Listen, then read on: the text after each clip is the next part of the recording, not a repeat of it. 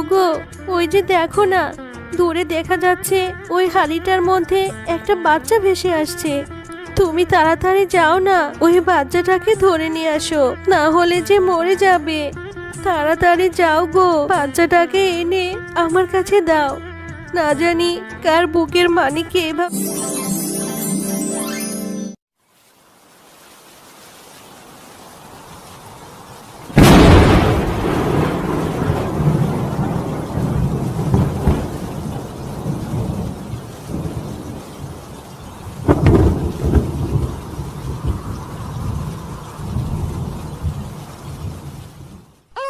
আর কাঁদিস নে মা, আর কাঁদিস নে।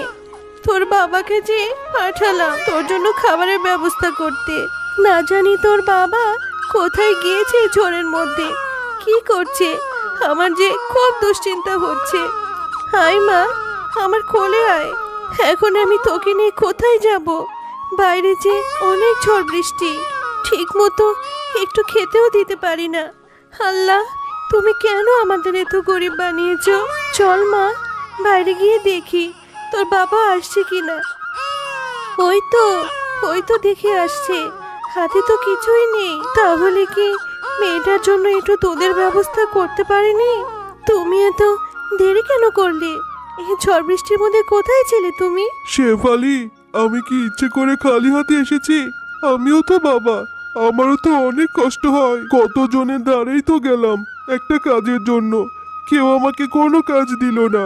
আর এখন বর্ষার সিজন, সামনে নাকি বন্যা হবে, ফসলের জমিতে পানি জমে গেছে। আল্লাহর উপর ভরসা করো, নিশ্চয়ই একটা ব্যবস্থা করবেন। এই বৃষ্টির জন্যই তো এত কষ্ট করতে হচ্ছে। আর যদি বন্যা হয় তাহলে আমরা কোথায় যাব গো?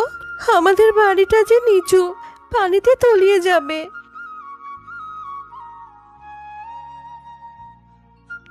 পাশের গ্রামে বাস করত মন্টু শিয়াল ও মুন্নি শিয়ালিনী। তাদের একমাত্র মেয়ে ছিল মিনা। হ্যাঁ গো, বাইরে যে বৃষ্টি হচ্ছে, মনে হচ্ছে এই বৃষ্টি আর থামবেই না। তুমি বাইরে গিয়ে দেখো না আমাদের কলা বাগানের কি অবস্থা। বউ, আমি এটা নিয়ে ভেবে দেখেছি, আমাদের জমির ফসলগুলো তুলে পাশের গ্রামের বন্যার্থদের সাহায্য করব। আর কলা গাছ দিয়ে একটা বাড়ি বানাবো, যেন সবাইকে আশ্রয় দিতে পারি। হ্যাঁ গো, কথাটা তুমি মন্দ বলনি। আমি শুনেছি পাশের গ্রামে নাকি অনেক পশুরা মারা যাচ্ছে। তুমি তাড়াতাড়ি করো গো, তুমি কলা গাছ কেটে তাড়াতাড়ি একটি ভাসমান বাড়ি বানাও। এরপর মন্টু শিয়াল দা নিয়ে কলা গাছ কাটতে যায় আর অনেকগুলো গাছ কেটে বাড়িতে নিয়ে আসে। তুমি ঠিকই বলেছ গিন্নি, এখন না কাটলে কলা গাছগুলো পচে যেত। এই কলা গাছগুলো দিয়ে আমি একটাই বাড়ি বানাবো, যেটা পানিতে ডুববে না। ওগো, আমাদের ঘরের মধ্যে যে পানি ঢুকে গেছে, বন্যা শুরু হয়ে গেছে আমাদের গ্রামে। মেয়েটা কিভাবে কাঁদছে, ভেবেছিলাম না খেয়ে মরতে হবে, এখন তো দেখি জলে ডুবেই মারা যাব আমরা। ওগো, মেয়েটাকে নিয়ে কোথায় যাব এখন? শেফালি, মেয়েটাকে নিয়ে বাইরে চলো, গিয়ে দেখি বাইরে কোনো ব্যবস্থা করতে পারি কিনা। যদি আমরা কোনো উঁচু জায়গায় উঠতে পারি তাহলে হয়তো আমরা প্রাণে বেঁচে যাব। ওগো, বন্যার জল তো শুধু বাড়ছে, এখন আমরা এই বাচ্চাকে নিয়ে কোথায় যাব? আমরা তো এই বাচ্চাটাকে নিয়ে সাঁতরেও কোথাও যেতে পারবো না। তুমি কিছু একটা করো না, আমার মেয়েটা যে মরে যাবে, আমরাও তো মরে যাব। আল্লাহ, তুমি আমাদের সাহায্য করো, সাহায্য করো। আমার মেয়েটাকে যে আমরা কিছুতেই হারাতে চাই না। আমার মেয়েটা যে এমনিতেই না খেয়ে আছে 2 দিন ধরে। তুমি একদম কেঁদো না বউ, তুমি একদম চিন্তা করো না, নিশ্চয় আল্লাহ কোনো এক ব্যবস্থা করবে। আমি দেখছি কিছু একটা করতে পারি কিনা। আমরা যদি মরে যাই তবু আমাদের সন্তানকে কিছু হতে দেব না। এই নাও বউ, এই হাড়িটা আমি ঘরের মধ্যে থেকে নিয়ে এসেছি। এই হাড়িটা তো জলে ভাসবে, আমার মেয়েটাকে এই হাড়িতে ভাসিয়ে দাও। যদি কেউ আমাদের মেয়েটাকে পেয়ে যায় তাহলে আমাদের মেয়েটা যে প্রাণে বেঁচে যাবে। আমাদের সাথে থাকলে যে আমরা ওকে বাঁচাতে পারবো না। ওগো, আমাদের কলিজার টুকরো সন্তানকে যে জলে ভাসিয়ে দিলাম। হে আল্লাহ, আমাদের সন্তানকে তুমি রক্ষা করো, রক্ষা করো। যা মা যা, তোকে যে হাত ধরে রাখতে পারলাম না। হ্যাঁ গো, আমাদের কলা গাছের বাড়িটা তো তৈরি করা হয়ে গেছে। শুনেছি পাশের গ্রামে নাকি বন্যা হয়েছে, অনেক ঘরবাড়ি তলিয়ে গেছে।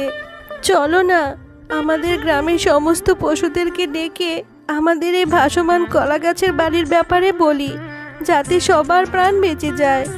হ্যাঁ গিন্নি, তুমি কথাটা মন্দ বলনি।